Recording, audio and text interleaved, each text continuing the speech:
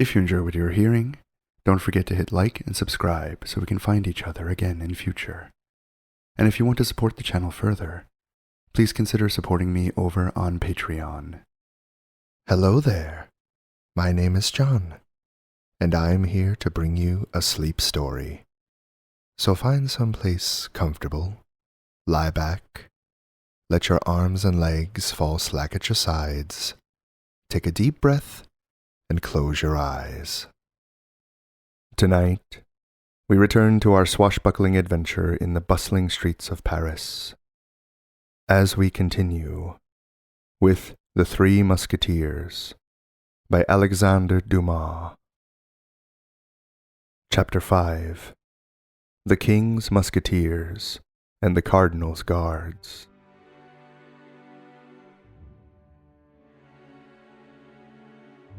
D'Artagnan was acquainted with nobody in Paris. He went, therefore, to his appointment with Athos without a second, determined to be satisfied with those his adversary should choose. Besides, his intention was formed to make the brave musketeer all suitable apologies, but without meanness or weakness, fearing that might result from this duel which generally results from an affair of the kind. When a young and vigorous man fights with an adversary who is wounded and weakened, if conquered, he doubles the triumph of his antagonist. If a conqueror, he is accused of foul play and want of courage.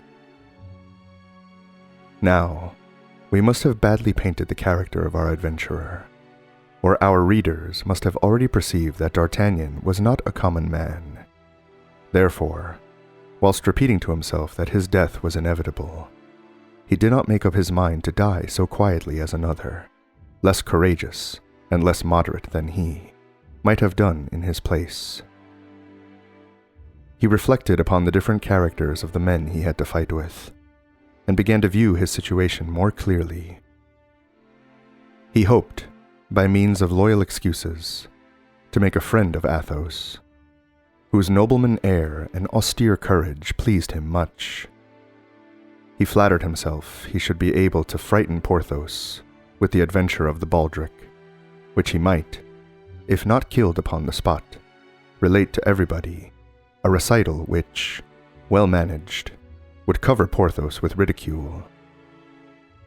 As to the astute Aramis, he did not entertain much dread of him, and if he should be able to get so far as him, he determined to dispatch him in good style, or, at least, by hitting him in the face, as Caesar recommended his soldiers to do to those of Pompey, damage the beauty of which he was so proud forever. In addition to this, D'Artagnan possessed that invincible stock of resolution which the counsels of his father had implanted in his heart. Endured nothing from anyone but the king, the cardinal, and Monsieur de Tréville. He flew, then, rather than walked, towards the convent of the Carme Deschaux, or rather Deschaux, as it was called at that period, a sort of building without a window, surrounded by barren fields, an accessory of the Prix-aux Clercs, and which was generally employed as the place for the rencontres of men who had no time to lose. When D'Artagnan arrived in sight of the bare spot of ground, which extended along the foot of the monastery, Athos had been waiting about 5 minutes, and 12 o'clock was striking. He was, then, as punctual as the Samaritan woman, and the most rigorous casuist with regard to duels could have nothing to say. Athos, who still suffered grievously from his wound, though it had been dressed by Monsieur de Tréville's surgeon at 9, was seated on a post and waiting for his adversary with that placid countenance and that noble air which never forsook him. At sight of D'Artagnan, he arose and came politely a few steps to meet him. The latter, on his side, saluted his adversary with hat in hand, and his feather even touching the ground. "Monsieur," said Athos, "I have engaged 2 of my friends as seconds, but these 2 friends are not yet come, at which I am astonished, as it is not at all their custom to be behindhand. I have no seconds on my part, monsieur, said D'Artagnan, for, having only arrived yesterday in Paris, I as yet know no one but Monsieur de Tréville, to whom I was recommended by my father, who has the honor to be, in some degree, one of his friends. Athos reflected for an instant. You know no one but Monsieur de Tréville? He asked. No, monsieur. I only know him. Well, but then, continued Athos, speaking partly to himself, well, but then if I kill you, I shall have the air of a boy-slayer. Not too much so, replied D'Artagnan, with a bow that was not deficient in dignity. Not too much so, since you do me the honor to draw a sword with me while suffering from a wound which is very painful. Very painful, upon my word. And you hurt me devilishly, I can tell you. But I will take the left hand. I usually do so in such circumstances. Do not fancy that I favor you. I use both hands equally, and it will be even a disadvantage to you. A left-handed man is very troublesome to people who are not used to it. I regret I did not inform you sooner of this circumstance. You are truly, monsieur, said D'Artagnan, bowing again, of a courtesy for which, I assure you, I am very grateful. You confuse me, replied Athos, with his gentlemanly air. Let us talk something else, if you please. Ah, sang Dieu, how you have hurt me. My shoulder quite burns. If you would permit me, said D'Artagnan with timidity. What, monsieur? I have a miraculous balsam for wounds, a balsam given to me by my mother, and of which I have made a trial upon myself. Well?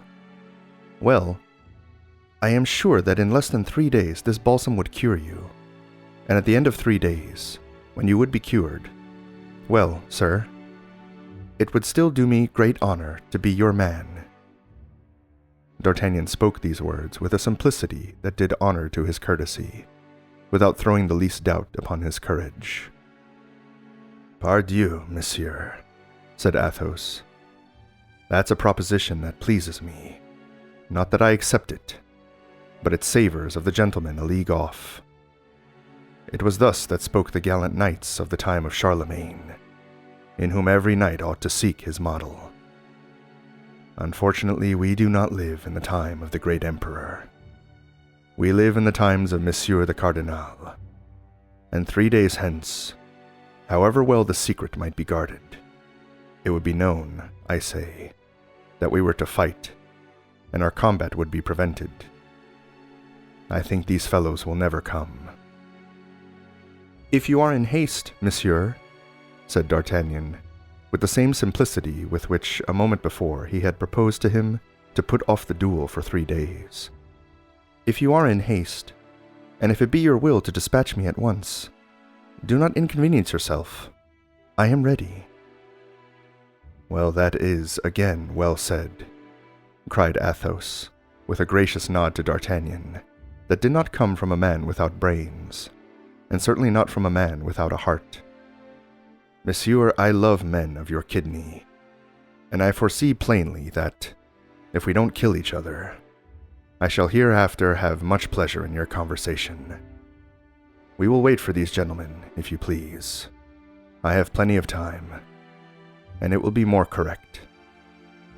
Ah, here is one of them, I think. In fact, at the end of the Rue Vanguard, the gigantic form of Porthos began to appear. What? Cried D'Artagnan. Is your first second Monsieur Porthos? Yes. Is that unpleasant to you? Oh, not at all. And here comes the other. D'Artagnan turned in the direction pointed to by Athos, and perceived Aramis. What? Cried he, in an accent of greater astonishment than before. Is your second witness Monsieur Aramis? Doubtless he is. Are you not aware that we are never seen one without the others? and that we are called in the Musketeers and the Guards, at court and in the city, Athos, Porthos, and Aramis, or the three inseparables. And yet, as you come from Dax or Pau, from Tarbes, said D'Artagnan.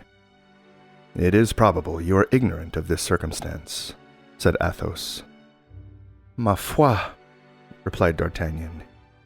You are well named, gentlemen, and my adventure, if it should make any noise, will prove at least that your union is not founded upon contrasts. In the meantime, Porthos had come up, waved his hand to Athos, and then turning towards D'Artagnan, stood quite astonished. Permit us to say, in passing, that he had changed his baldric, and was without his cloak. Ah, said he. What does this mean? This is the gentleman I am going to fight with, said Athos, pointing to D'Artagnan with his hand, and saluting him with the same gesture. Why, it is him I am also going to fight, said Porthos. But not before 1 o'clock, replied D'Artagnan. Well, I am also going to fight with that gentleman, said Aramis, coming onto the ground as he spoke. But not till 2 o'clock, said D'Artagnan, with the same calmness. But what are you going to fight about, Athos? Asked Aramis. Ma foi, I don't very well know. He hurt my shoulder. And you, Porthos? Ma foi, I am going to fight, because I am going to fight, answered Porthos, coloring deeply. Athos, whose keen eye lost nothing, perceived a faintly sly smile pass over the lips of the young Gascon, as he replied, We had a short discussion upon dress. And you, Aramis? Asked Athos. Oh, ours is a theological quarrel, replied Aramis, making a sign to D'Artagnan to keep secret the cause of their dispute. Athos saw a second smile on the lips of D'Artagnan. Indeed, said Athos. Yes, a passage of St. Augustine, upon which we could not agree, said the Gascon. By Jove, this is a clever fellow, murmured Athos. And now you are all assembled, gentlemen, said D'Artagnan. Permit me to offer you my excuses. At this word, excuses, a cloud passed over the brow of Athos. A haughty smile curled the lip of Porthos, and a negative sign was the reply of Aramis. You do not understand me, gentlemen, said D'Artagnan, throwing up his head, the sharp and bold lines of which were at the moment gilded by a bright sun ray. I ask to be excused in case I should not be able to discharge my debt to all three. For Monsieur Athos has the right to kill me first, which must abate your valor in your own estimation, Monsieur Porthos, and render yours almost null, Monsieur Aramis. And now, gentlemen, I repeat, excuse me, but on that account only, and Garde. At these words, with the most gallant air possible, D'Artagnan drew his sword. The blood had mounted in the head of D'Artagnan, and at that moment he would have drawn his sword against all the musketeers in the kingdom, as willingly as he now did against Athos, Porthos, and Aramis. It was 1:15 midday. The sun was in its zenith, and the spot chosen for the theater of the duel was exposed to its full power. It is very hot, said Athos, drawing his sword in his turn. And yet I cannot take off my doublet, for I just now felt my wound begin to bleed again, and I should not like to annoy Monsieur with the sight of blood, which he has not drawn from me himself. That is true, Monsieur, replied D'Artagnan, and whether drawn by myself or another, I assure you I shall always view with regret the blood of so brave a gentleman. I will therefore fight in my doublet, as you do. Come, enough of compliments, cried Porthos. Please to remember we are waiting our turns. Speak for yourself. When you are inclined to utter such incongruities, interrupted Aramis. For my part, I think what they say is very well said, and quite worthy of two gentlemen. When you please, monsieur, said Athos, putting himself on guard. I awaited your orders, said D'Artagnan, crossing swords. But scarcely had the two rapiers sounded on meeting, when a company of the guards of his eminence, commanded by Monsieur de Jussac, turned the angle of the convent. "The Cardinal's guards! The Cardinal's guards!" cried Aramis and Porthos at the same time. "Sheathe swords, gentlemen! Sheathe swords!" But it was too late. The two combatants had been seen in a position which left no doubt of their intentions. "Hola!" cried Jussac, advancing towards them, and making a sign to his men to do so likewise. "Hola, Musketeers! Fighting here then, are you? And the edicts, what has become of them?" "You are very generous, gentlemen of the guards," said Athos with acrimony, for Jussac was one of the aggressors of the preceding day. "If we were to see you fighting, I can assure you that we would make no effort to prevent you. Leave us alone then, and you will enjoy a little amusement without cost to yourselves." "Gentlemen," said Jussac, "it is with great regret that I pronounce the thing impossible. Duty before everything. Sheathe, then, if you please, and follow us." "Monsieur," said Aramis, parodying Jussac, "it would afford us great pleasure to obey your polite invitation, if it depended upon ourselves. But, unfortunately, the thing is impossible. Monsieur de Tréville has forbidden it. Pass on your way, then. It is the best thing you can do." This raillery exasperated Jussac. "We will charge upon you, then," said he, "if you disobey." "There are 5 of them," said Athos, half aloud, "and we are but 3.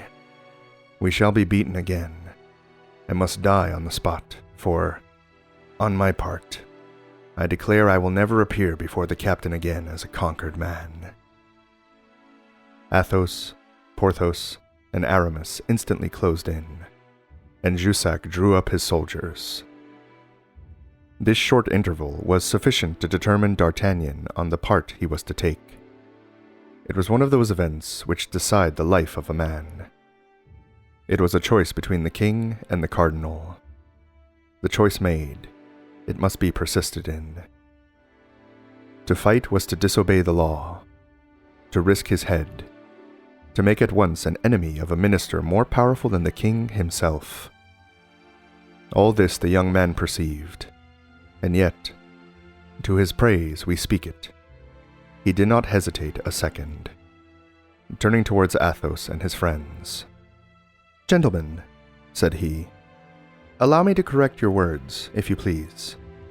You said you were but 3, but it appears to me we are 4. "But you are not one of us," said Porthos. "That is true," replied D'Artagnan. "I do not wear the uniform, but I am in spirit.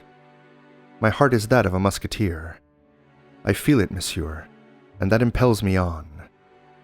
"Withdraw, young man," cried Jussac, who, doubtless, by his gestures and the expression of his countenance, had guessed D'Artagnan's design.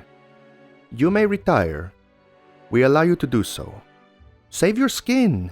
Begone quickly." D'Artagnan did not move. "Decidedly, you are a pretty fellow," said Athos, pressing the young man's hand. Come, decide one way or the other," replied Jussac. "Well," said Porthos to Aramis, "we must do something." "Monsieur is very generous," said Athos. But all 3 reflected upon the youth of D'Artagnan, and dreaded his inexperience. "We should only be 3, one of whom is wounded, with the addition of a boy," resumed Athos. "And yet, it will be not the less said we were 4 men." "Yes, but to yield," said Porthos. "That's rather difficult," replied Athos. D'Artagnan comprehended whence a part of this irresolution arose. "Try me, gentlemen," said he, "and I swear to you by my honor that I will not go hence if we are conquered." "What is your name, my brave fellow?" said Athos. "D'Artagnan, monsieur." "Well then, Athos, Porthos, Aramis, and D'Artagnan, forward!" cried Athos. "Come, gentlemen, have you made your minds up?" cried Jussac for the third time. "It is done, gentlemen," said Athos. "And what do you mean to do?"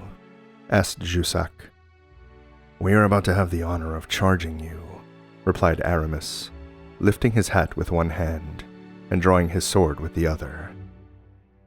"Oh, you resist, do you?" cried Jussac. "Sacre bleu, does that astonish you?" And the 9 combatants rushed upon each other with a fury which, however, did not exclude a certain degree of method. Athos fixed upon a certain Cahusac, a favorite of the cardinal's. Porthos had Bicarat, and Aramis found himself opposed to 2 adversaries.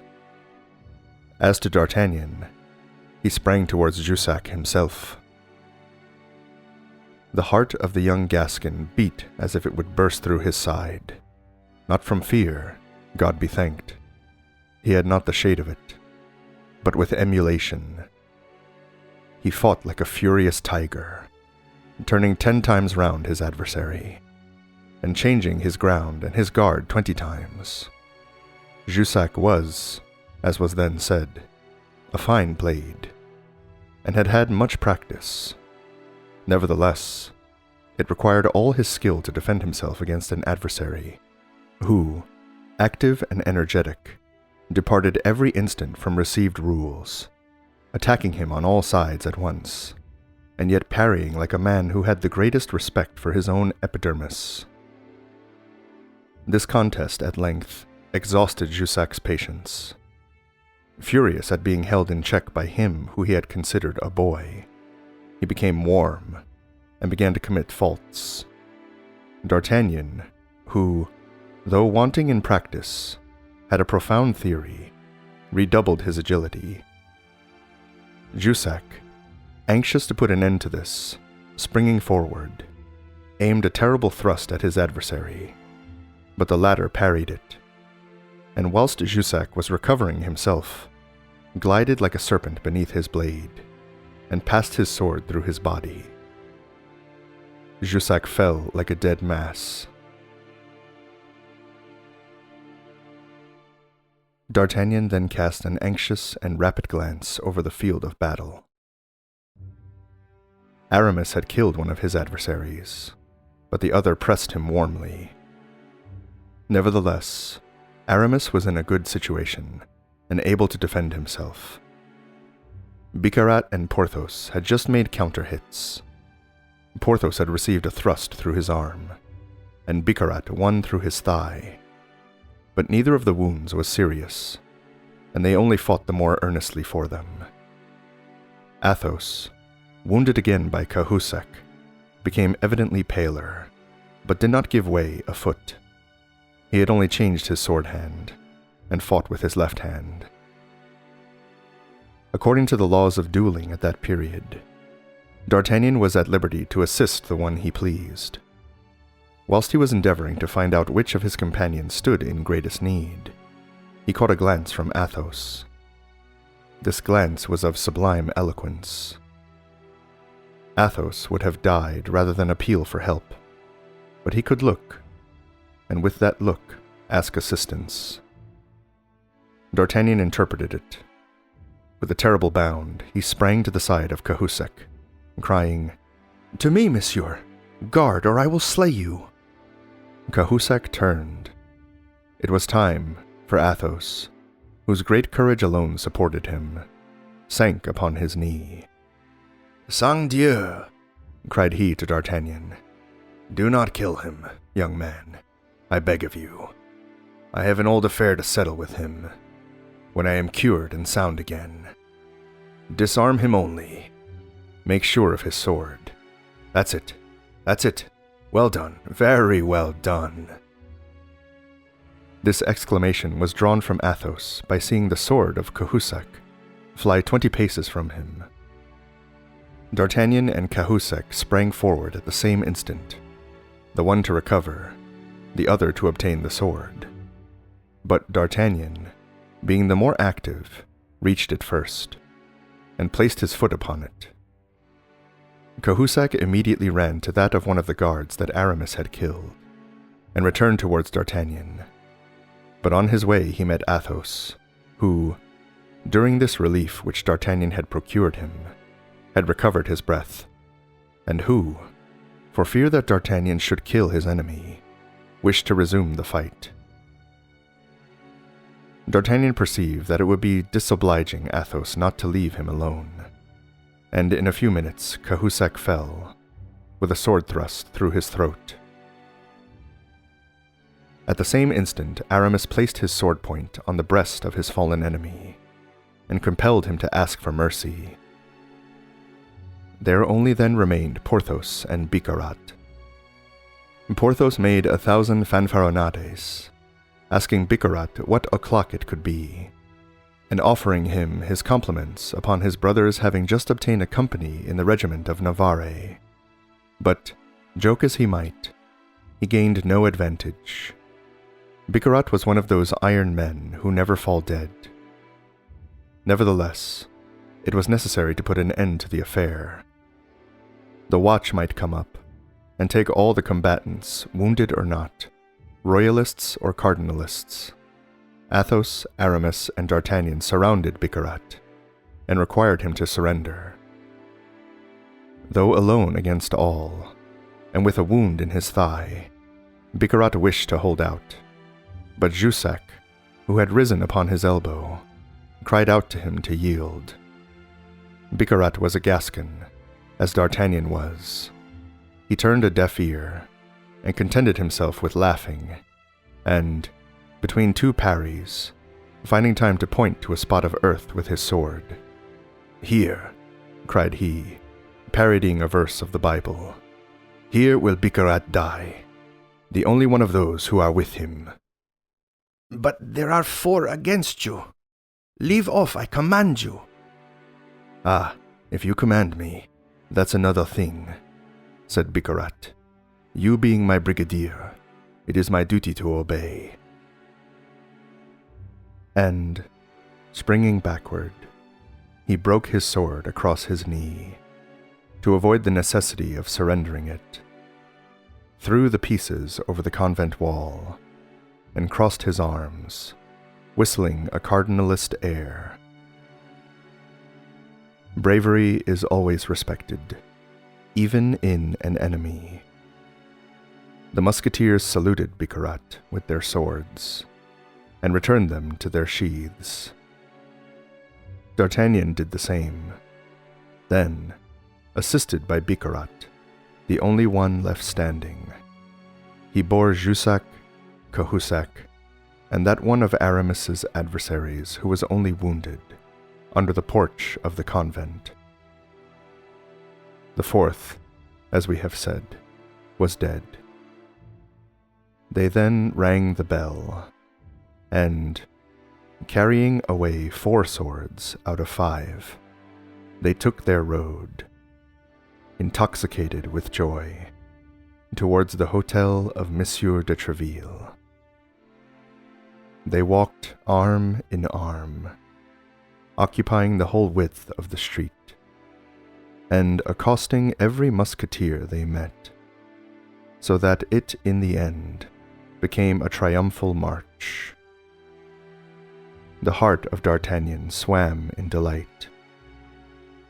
He marched between Athos and Porthos, pressing them tenderly.